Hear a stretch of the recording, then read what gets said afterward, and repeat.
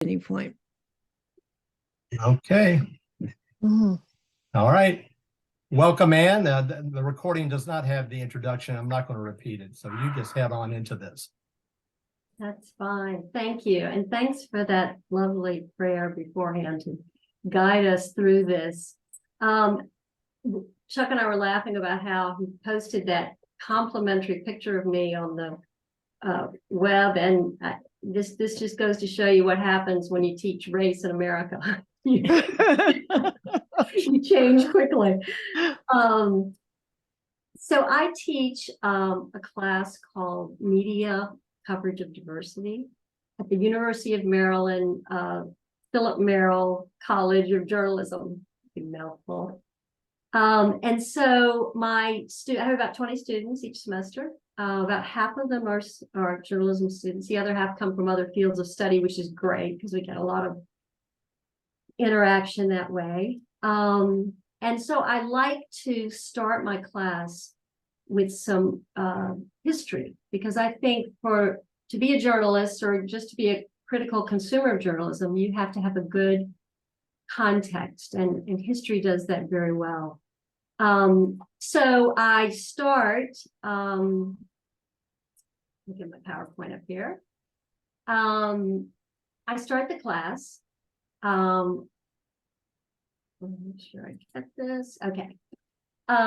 With this quote from James Baldwin, to just sort of remind us that history is history, but it's also part of who we are today.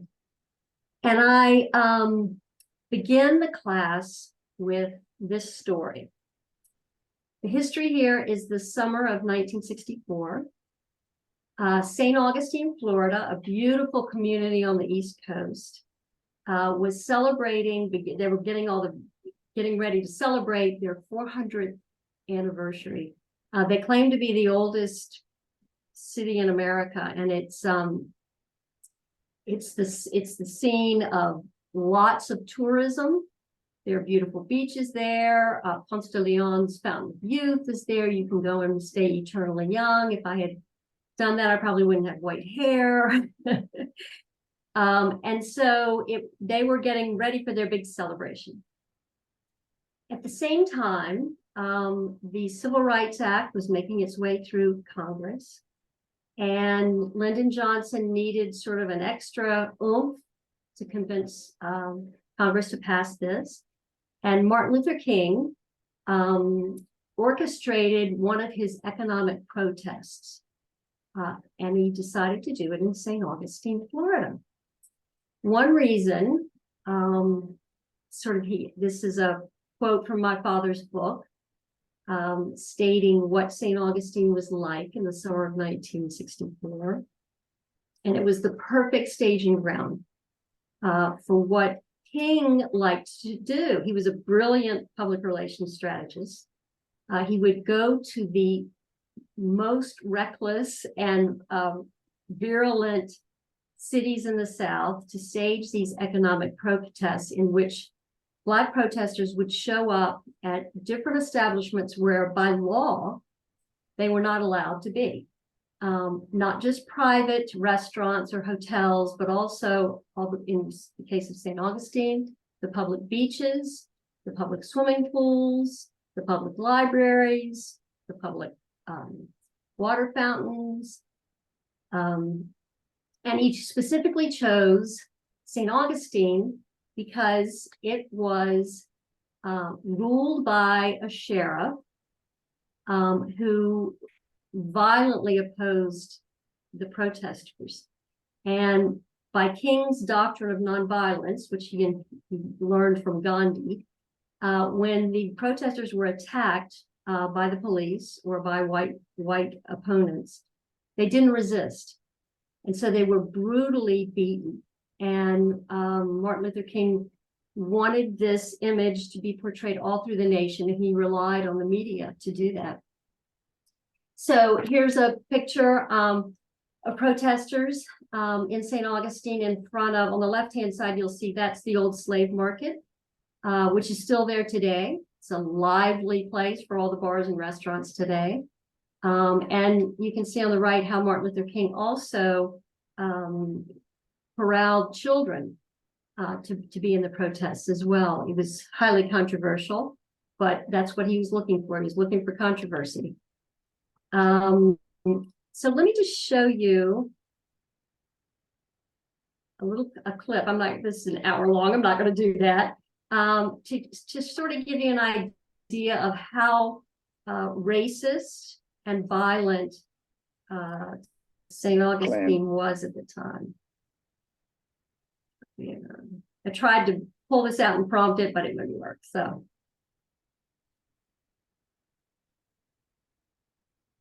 All right, I'm getting there. Okay. Single solitary day, we went to that beach. We were beat every day. It is often necessary for several officers to pursue and subdue. We had one group of people who've been in Birmingham, who've been active in Atlanta and in Savannah, and they came down to St. Augustine. And when they saw the mob at the beach, they got in their cars and they headed straight back to Atlanta. And they couldn't stay up. But demonstrators weren't the only ones taking a beating. We're on the beach. This Danish photographer is talking to us and he's taking pictures. And what I saw was they smashed his camera, which was a metal camera, into his face and broke his glasses. A Danish cameraman taking motion pictures of the violence was beaten by a shirtless white youth who fled down the beach. He was run down and apprehended several hundred yards away. Well, those people were just beaten up. You know, I mean, they got their equipment broke. They were breaking cameras, everything. They didn't want the press telling the story of the demonstrators, of the civil rights activists. They didn't want us doing it. A group of them came over and started harassing and threatening me. I think they were practically on the verge of beating me up. The patrolman came over and says, I don't think you're safe here. I think you better get out of town. So they put me in a patrol car and drove me to my motel. And so I left town. So they know they're going to be arrested. So the police grab this one young male, take him unnecessarily. So it gives you sort of an idea of how dangerous this scene was.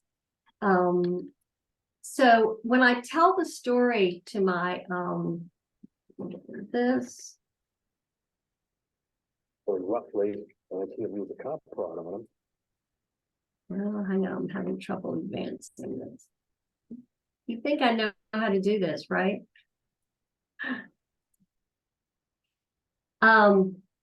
Just gives you sort of an idea of how tense everything was at the time.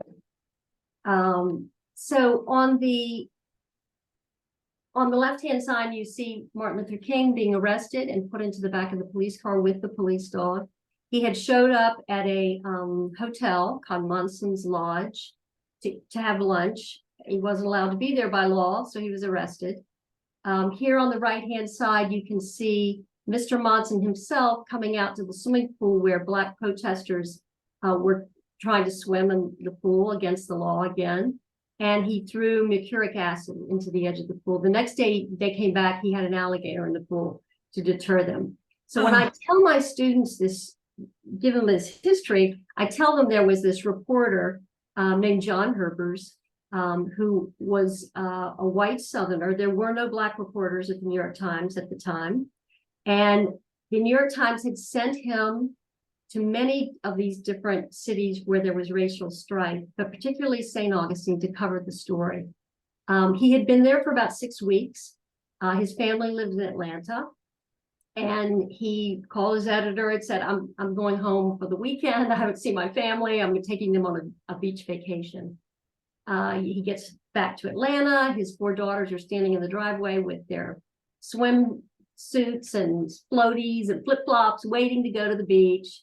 He's loading the car and the phone rings. It's the New York Times.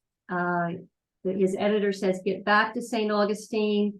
More violence has broken out. Someone shot a gun through the window at the home where Martin Luther King is staying. He's uninjured, but you need to be there. So my father looked at his wife and children and said, you know, riots or no riots, we're going to St. Augustine on vacation. So he loaded the family in the car, drove them to St. Augustine, put them up in a hotel, outside of town where there were no protests. And here's a picture of the family having their nice family vacation. Everything was fine for about 3 days. And then in the middle of the night, the whole family was awakened by the sound of gunshots. And there were pickup trucks circling the hotel where they were staying. The white supremacists in town, who had been deputized by the local sheriff, were shooting their guns in the air. Men were hanging out the back of the pickup truck with guns. No one was injured.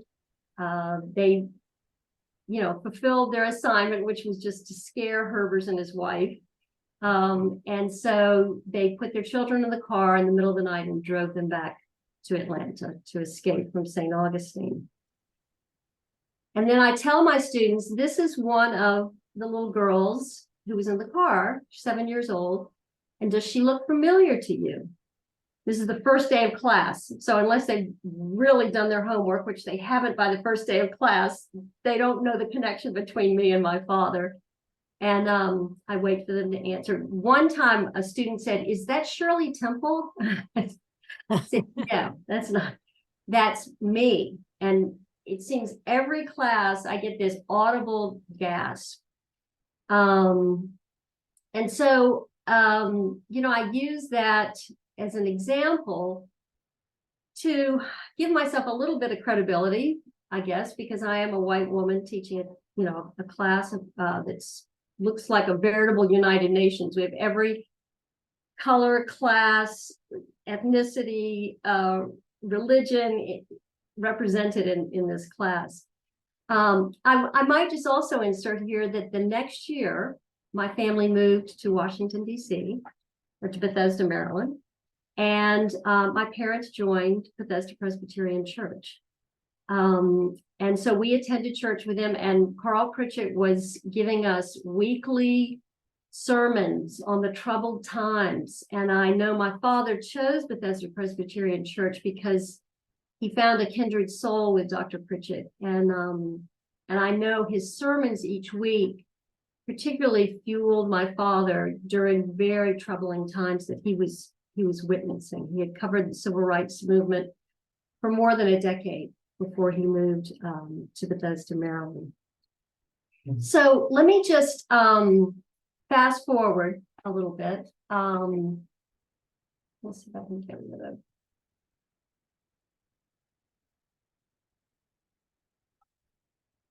Oh, sorry. Well, you can just look at me. I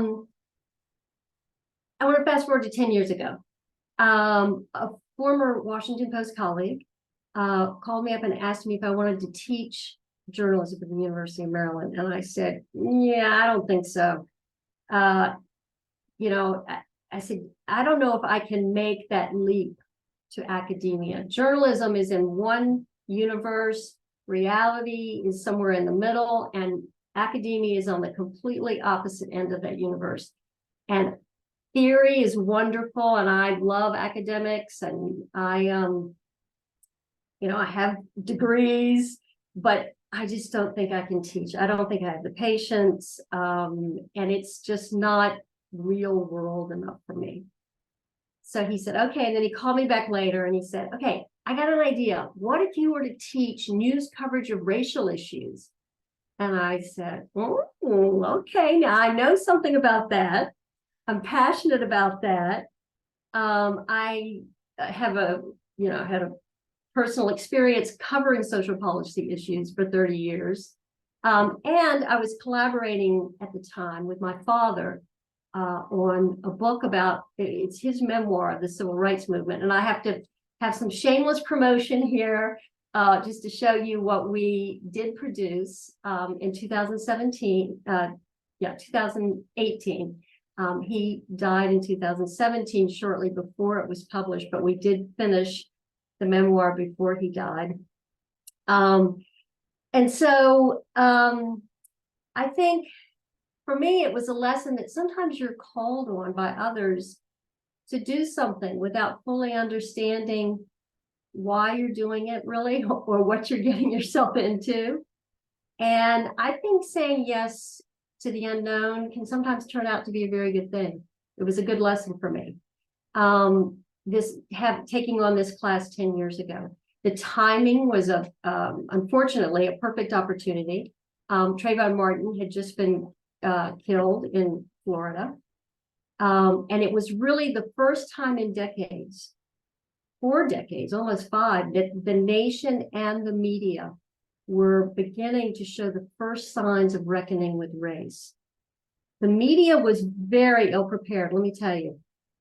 They had not covered race or even represented diversity very well for 40 years.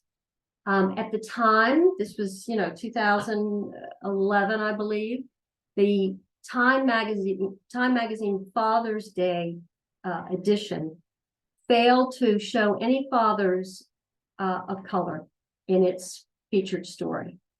There was a 2011 study in looking at the media in Pittsburgh at the time. And they found out in a 3-month period, 86% of the broadcast coverage of Black men and boys focused on crime. And so I quickly discovered that the nation and the media were behind the conversation, particularly the conversation of my students. As I said, I had a very diverse class, and I give them a caveat at the beginning after I show them this story about St. Augustine's, and I say to them, I do not presume, to represent anything other than what I am, which is full-blown WASP. They don't know what WASP is. White Anglo-Saxon Protestant. And I know I cannot relate to their stories of shopping, driving, walking, attending campus parties while being a person of color. And their accounts in this classroom are passionate and they are heartbreaking. They talk about having extended airport searches because they're wearing a hijab. They describe being the only white kid who's let go when they're stopped on the street with their Latino friends who are detained for questioning. One student said people call her Mexican, her mother's Puerto Rican, her father's Jamaican. One Black student said, let me get his quote right, "Some days I wish I could simply get out of my skin just for one day." The white students expressed frustration when other white students feel that they have a full understanding after they've read Ta-Nehisi Coates or How to Be an Anti-Racist. Some white students say they're ashamed when they see Confederate flags. I had in previous semesters 2 avowed white supremacists, not at the same time, one in each semester. And that was quite a riveting point of discussion. Those classes were very tough. So they also experienced racism right on their campus. In 2017, a white University of Maryland student stabbed and killed a Black student on campus in a hate crime. He was later found guilty of first-degree murder. Since then, up to last semester, racial and religious epithets and graffiti depicting nooses and swastikas are displayed on campus. We have a new Black president as of last year. He's working toward reconciliation, but even places like University of Maryland, which is considered, very diverse and progressive, have problems. So, with each new semester came new material. And I had to keep changing the curriculum and the homework. I mean, there seemed to be so much news dealing with race. This just gives you an example. It seemed there every semester we had a new shooting of a killing of a Black man by a police officer we had to grapple with and discuss. It's not as if this sort of thing didn't happen before. Now it was being reported on. And that was the difference. It was in social media, Twitter, Facebook. Yolanda Castile was seen in live real time on Facebook being murdered by a police officer as his girlfriend's 4-year-old child sat in the back seat. This was the sort of stuff that, you know, America couldn't turn its eye again away from. And these were citizen reporters. You didn't have to be a reporter for the New York Times anymore to be talking about these travesties. So, you know, we went through Michael Brown, and then we had the Ferguson protests. We had Freddie Gray in Baltimore and Baltimore protests. The media finally was coming up to speed. And I've got just a few examples here. The Washington Post in 2015 started a database. There has never been, and there to this extent has not been such an accounting of police shootings in this country. The FBI did not keep this information. Local jurisdictions kept this information, but it was never brought together in one place where you could see it all. This won a Pulitzer Prize at the time. Wesley Lowery, a great reporter from the New York Times, for the Washington Post, was the one who began it. He has a book coming out this month, by the way, about race in America. So you might want to look for that. And of course, it showed this discrepancy, the disproportionate rate of Black people who were killed over whites. And there was some other great reporting that went on.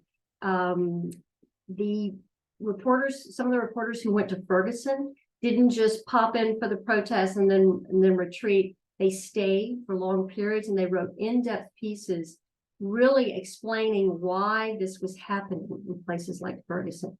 For instance, they did a great article about how Black drivers were stopped and fined at 3 times the rate of white drivers, even though the rate was not reflected in their population. The city was getting 40% of its revenue from traffic stops, but it was disproportionate again toward Black people. Ferguson was still reeling from a financial crisis. Half of the homes were foreclosed on after the 2008 housing crisis. The national average was 17%. So Michael Brown was killed, and he was left lying in the street for 4 hours, and it was all caught on Twitter. But there was also this seething angst that was eating away at that community. And that's why the protests really came at it like they did. You know, then in addition to all of this, the Black Lives Matter movement and all of the attention toward race spurred other movements. We had the Me Too movement, gay rights, transgender rights, Native American awareness, a confrontation with anti-Semitism, questions about the removal of Confederate statues. So it really opened up a whole Pandora's box of a lot of different issues that we talk about in the class. But then came George Floyd, and we really hit full stride in this country. The awareness became unavoidable. There may have been people who were not paying attention to all of this before 2020, but no longer. That was so graphic. It was so visceral. It was so in our faces. Again, filmed by a young Black woman in the neighborhood. And I think it was really a benchmark of when white Americans really woke up. There were protests in every state and the Washington, D.C. in our nation. It was the largest protest we had ever had in this nation. And then, of course, you saw there were protests all over the world. In most cities, the demonstrations were peaceful. In some, they were violent, but most of them were peaceful. that this new generation is demanding changes and answers, and their numbers speak as loud as their demand for equity. Voices that have been overlooked for decades now are in the forefront in every aspect of modern culture. They're in art, sports, music, business, literature, news, advertising, education. Everywhere you look now, there is a voice of diversity, and so much of that came out of 2020. It had been reaching a stride, but 2020 really opened the door for that. It also caused a backlash of fear and the rise of white supremacy that had been fomented earlier as well, but this really lit a fuse. When I first started teaching the class, I expressed it that we were standing at the threshold of a new movement, really the fourth major movement in this country to rectify the wrongs of slavery. But now I can't say we're at the threshold anymore. We are smack dab in the middle of the largest social movement since the civil rights movement. And so my job has been and still is trying to explain the inexplicable. It's not enough to just say people are racist.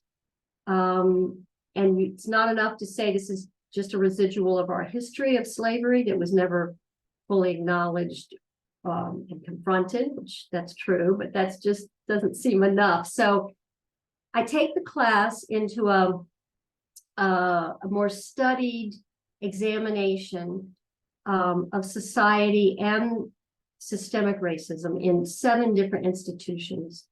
And I also show how the institutions can advance representation, but how they also can be stalwarts.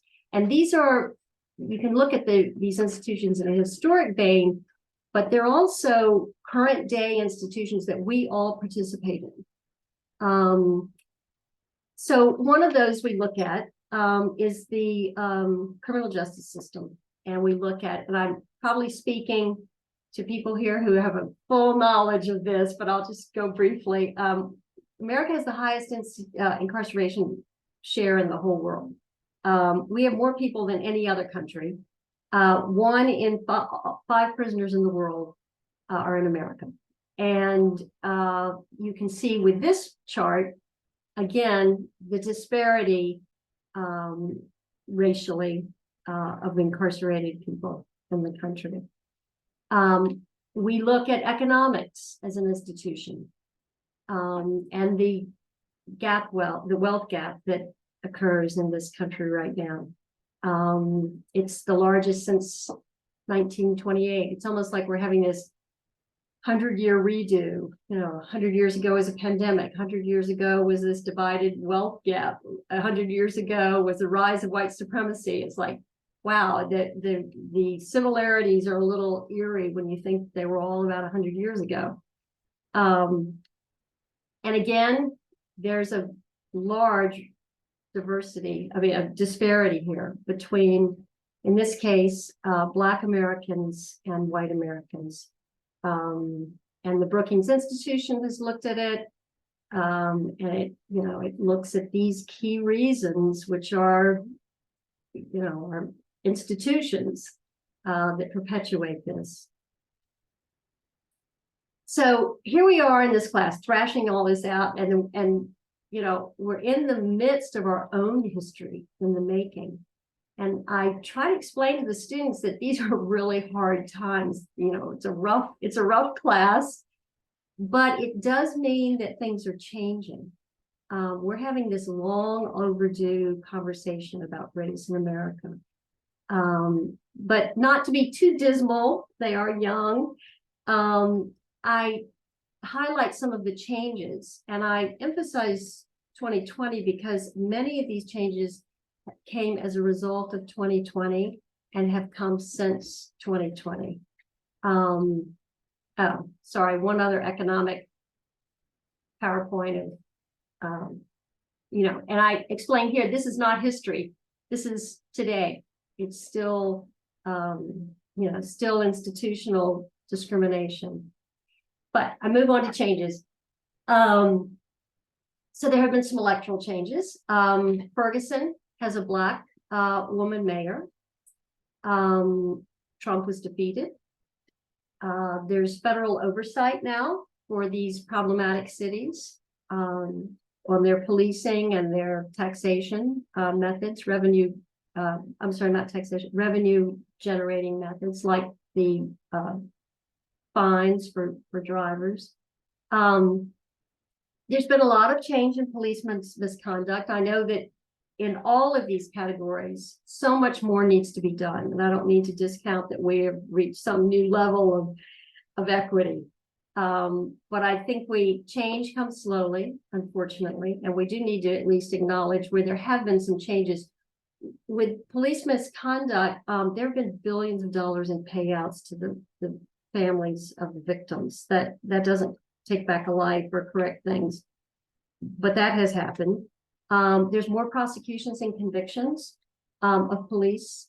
There's improved data collection. There's more training in the police departments. And since 2020, there are 4 states that limit officer immunity. There are 10 states mandating or funding body cameras. There are 16 states that restrict neck restraints. And there are 5 states that restrict no-knock warrants. So some of the policies have changed. There's definitely new faces of activism. There's no one solid leader carrying this forward. It's a more organic movement, but it's among activists, journalists. There is a new dialogue there. Financial by this year, half the states have increased their minimum wage. Again, still not enough, but the recently passed infrastructure bill includes billions of dollars for affordable housing and updating public housing. Biden issued a 2021 memorandum to the HUD to redress the history of housing discrimination. The Treasury Department in 2021 created its first ever diversity office to reduce lending disparities to people of color. And California is the first state to create a reparations panel and is moving forward to figure out what kind of reparations will be made to a specific group of the ancestors of Black people, even though it was not a slave state, which is kind of interesting. So, you might want to keep an eye on that. And religious groups have been really had a very strong voice since 2020. There's, I think, June 10th marked the make sure I get the right name of it, the inaugural National Unity Weekend. And so they're trying to bring together a lot of religious groups, but also work toward addressing those systemic problems that we mentioned. And it's got a lot of traction so far, this group that's carrying this out. So let me just sort of pull it all together. Each semester, unfortunately, my class ends unfinished. Where this movement unfolds next remains to be seen. And we are awaiting or working toward the next chapter. And in the meantime, I do remind my students that it's not easy to be living in America right now. But rarely are we offered the opportunity to see history in the making. And I tell them your grandchildren are going to ask you, wow, where were you in 2020? Where were you in 2023 and 2025 and so forth? What were you doing? What was it like?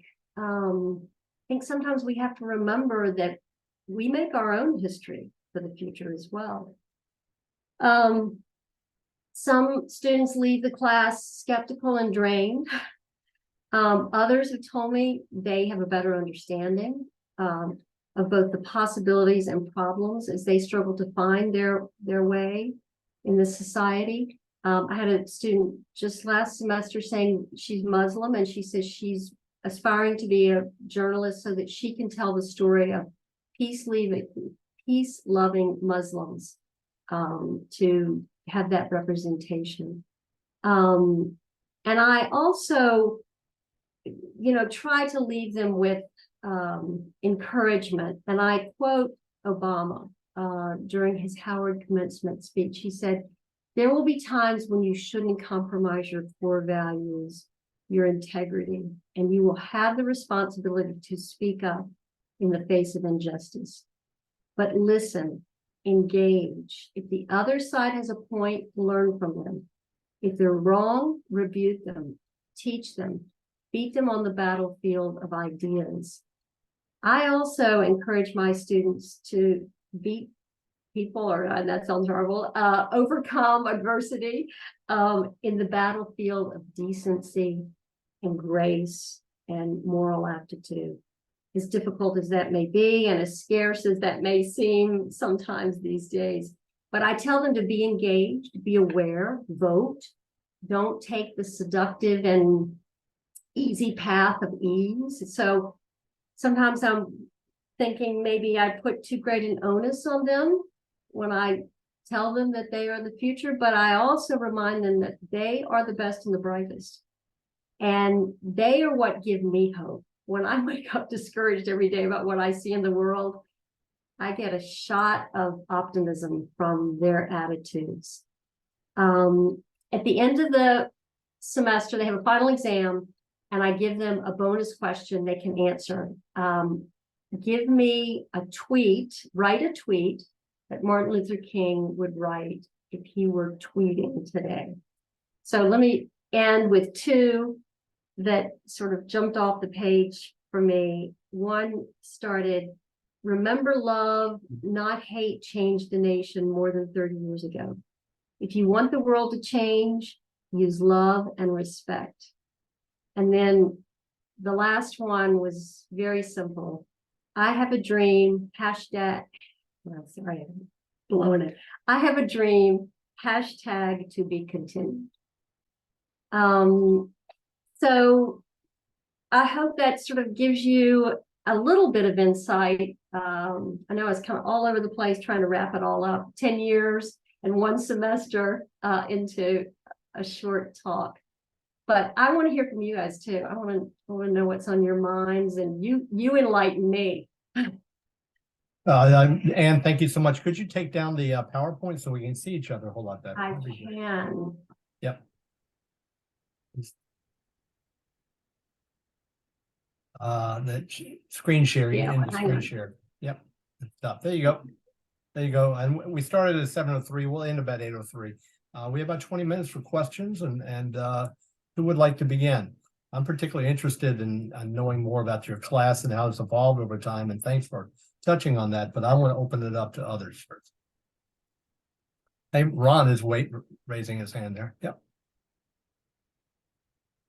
You're on mute, Ron. There you go. Okay. There you go. Your presentation focused very much on the past 10 years, but something you said piqued my interest, that you moved to Bethesda Presbyterian in the 1960s. And I've been studying what Bethesda, the congregation, was like in the 1860s. So I'm curious, what is your perception of the attitudes within the Bethesda Presbyterian Church during that time period, especially when I'd say the outward face of the congregation was Carl Pritchard and your father? Did the rest of the congregation go along with those kind of sentiments? That's interesting. I was young when we first joined, but I can remember going to church as a teenager, and I'm such a nerd. I carried a dictionary because Dr. Pritchard would use such big words, I didn't understand all of them. And so this is all to say that I didn't have a real complete understanding of the dynamics. I was a teenager, I was in high school, of what was going on. But my parents did express to us that there were some members in the congregation who did not like the direction the church was going in, because they were worried about the financial stability of the church, and that we would lose members, we would lose contributors. But those, so this would have been the 1970s, by the early 1970s I'm talking about. But there was a real movement in the nation in that liberal direction. And it seemed to me that most of the people in the church were of that inkling. So I became a deacon. I was 17, and I don't know if it was the first deacon. I know I was the youngest one. And there were discussions within the meetings. People were worried we were going too far. These crazy hippie kids are taking over that. So, there were always those few that feared that. But for the most part, it was a liberal setting. And I think that was at the helm of Pritchett, and he led that tenor and that attitude. So now I have to say, I don't know who, I went to college, my parents stayed at Bethesda Presbyterian, but then I heard them complain that there was a successor who they didn't see eye to eye with on social issues, and they left the church, which is a big, big deal for them, because they were dedicated to Bethesda Presbyterian Church. They loved that church. Luckily, I don't know enough about it to speak poorly of it, but it must have been pretty bad if my parents were to leave. No, thank you. That's it's interesting to learn that perspective at that time period.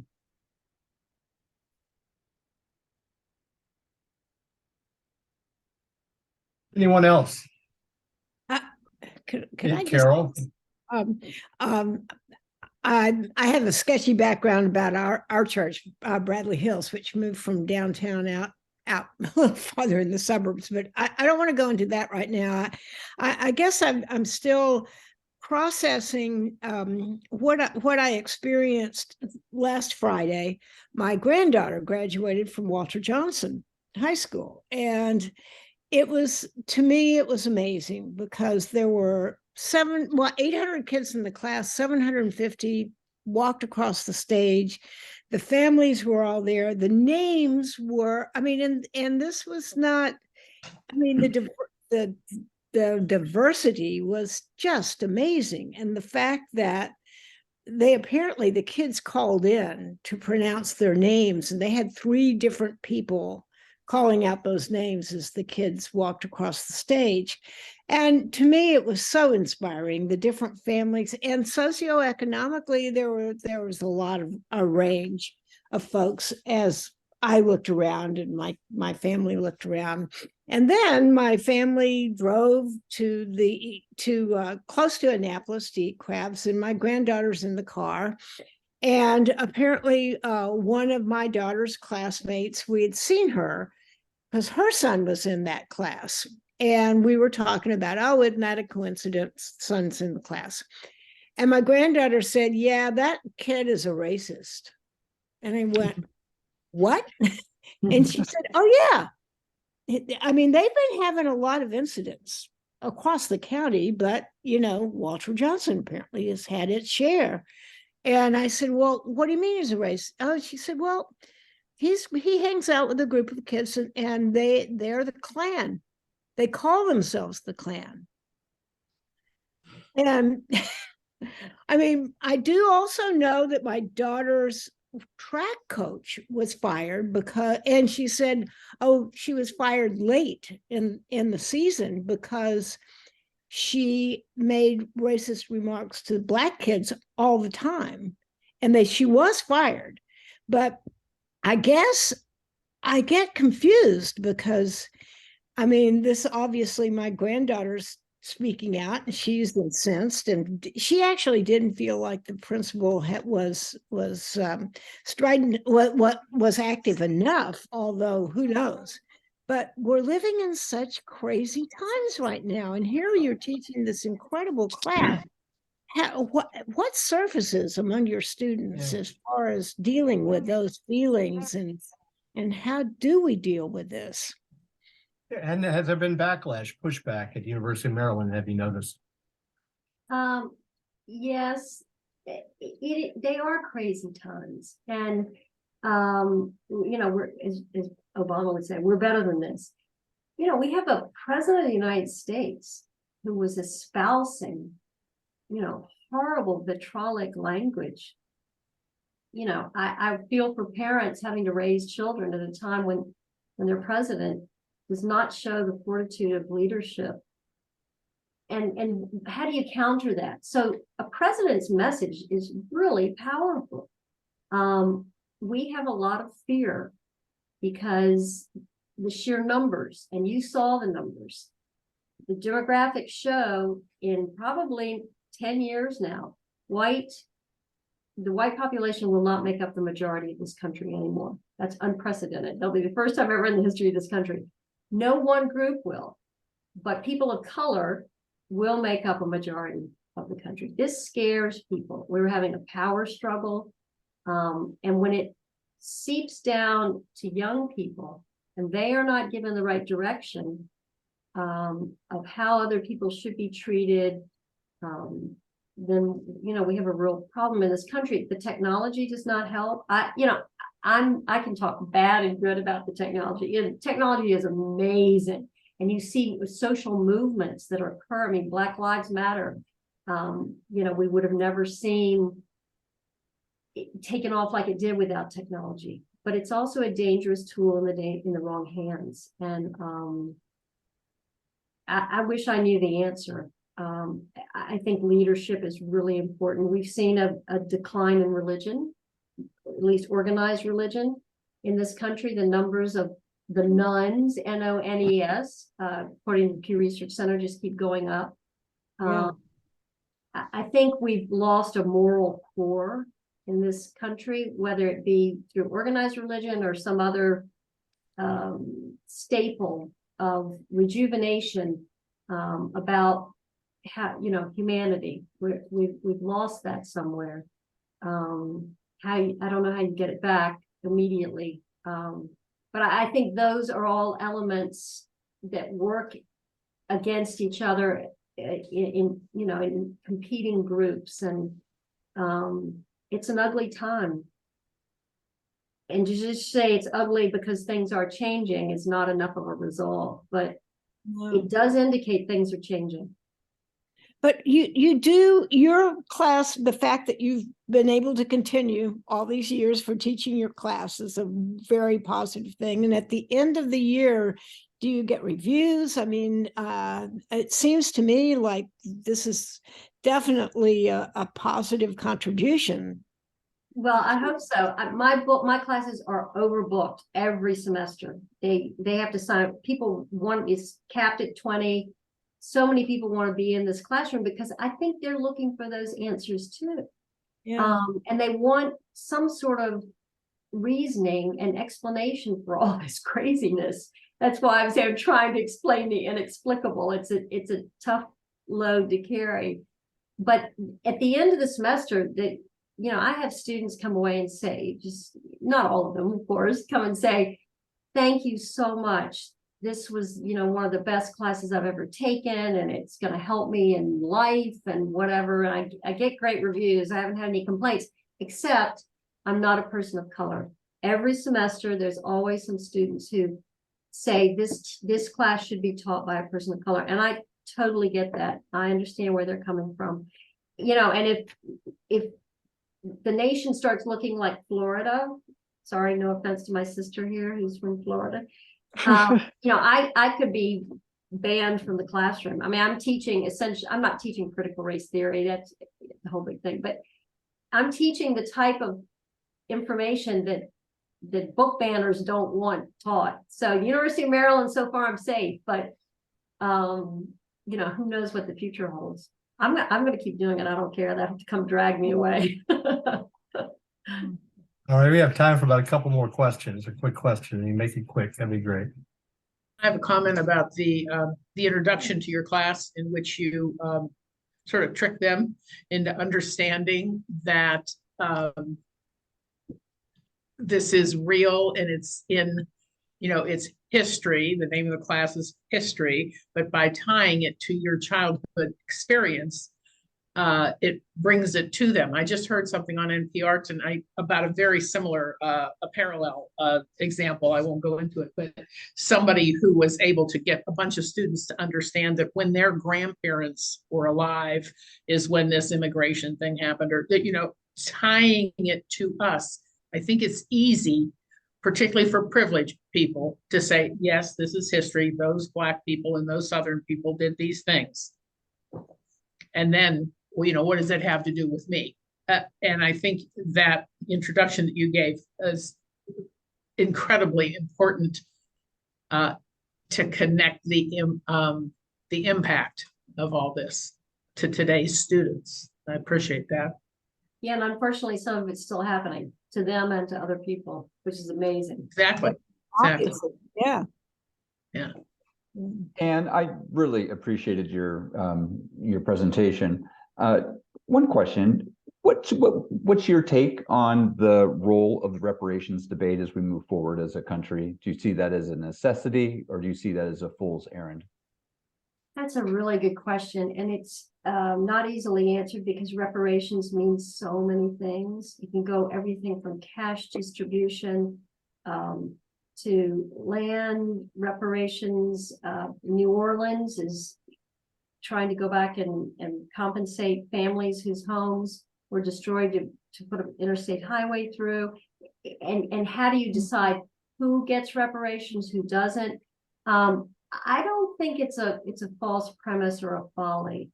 I think you might even say welfare payments is a form of reparations. But there is a targeted group of people who really were deprived economically and continue to be so as a result. And so it's a tough one. But I think it's time, if nothing else, to acknowledge and make some sort of compensation. It could go anything from an apology to, like I said, financial handouts. Cory Booker has an idea to start a $1,000 fund for every Black child born in New York City that they get when they're 18 years old, would be accrued interest to do certain things, education or something. It can't just be spent on anything. These are a lot of novel ideas. I welcome the conversation and thinking about what it should be. What do you think? I'd love to know what you think. Well, I thought maybe having the day set aside a class to discuss that. That's right. Sorry, did I go on too long to ask that question? Oh, I think that'd be terrific. One of your last classes, maybe. Their hope for the future, and that's. We do. In one of the classes, we break down to groups, and they're supposed to come up with whether there should be reparations, and if so, what should they be, and if not, why? And they're very astute in their thinking of the particulars on this, and they don't come up with any definite ideas either. And some say, no, there should be no reparations at all. We are not to blame for this. We didn't do this.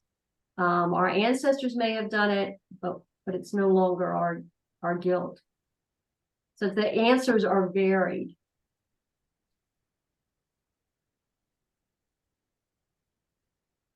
You got time for one more? We're going to go over to about 8:03. I'd like to say we're going to do one hour. Are we doing 1 hour? Well, I think I went over. I'm sorry. I get going. I'd like to know what pre-George Floyd, post-George Floyd, how did the tenor of the class change? They were invigorated by that. I think the pandemic was harder on them in many ways. And there's been they are more subdued than they were. I don't want to say cynical and jaded, but they proceed with a lot more caution now. And that's not necessarily pre or post George Floyd. I think that's me watching them over 10 years.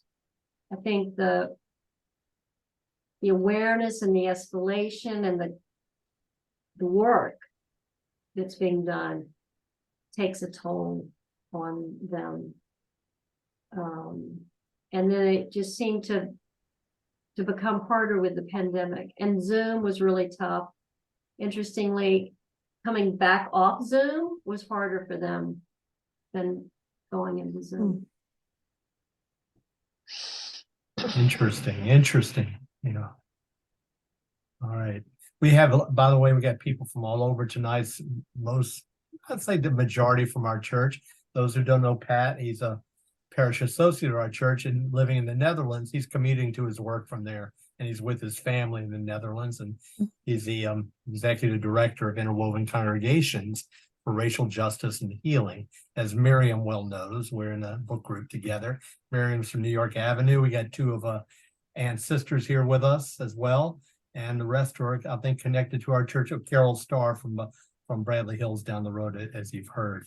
I just want to close by saying that Anne has agreed to for her honorarium to be sent to a nonprofit organization called 826 DC, and that's dedicated to supporting DC students ages 6 to 18 with their creative and expository writing skills, where she has been tutoring students there almost every Wednesday for 12 years, right? Even, yeah. Yeah. Yeah. So 826dc.org if you want to look it up. So thank you for your generosity with that.